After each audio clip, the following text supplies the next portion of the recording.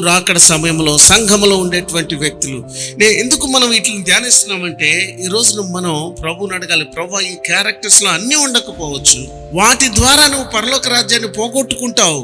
ఆ పాపమే నిన్ను నరకానికి తీసుకొని వెళ్తుంది. ఆ పాపమే ఒక్కటే. ఒక చెట్టుకి తల్లి వేరు ఉంటుంది, పిల్ల వేరు ఉంటుంది. నువ్వు పిల్ల వేర్లు ఎన్ని నరికినా సరే తల్లి వేరు నరికితేనే అసలు చెట్టు కింద పడేది. చాలా మంది అయ్యా ఏం మానేసావంటే సిగరెట్ మానేశానండి, తాగుడు మానేశానండి, ఇంకేం మానేసావు, అబద్ధాలు మానేశానండి. మరి వ్యభిచార పాపం మానేసావా అంటే అబ్బే అది మానలేదండి. మరి అదే కదా తల్లి వేరు.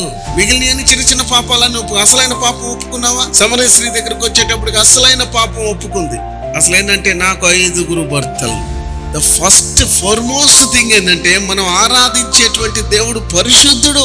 ఆ పరిశుద్ధుడైన దేవుణ్ణి ఆరాధించే నీవు నేను పరిశుద్ధులంగా మారకపోతే పరలోక రాజ్యంలో ప్రవేశం జరగదు.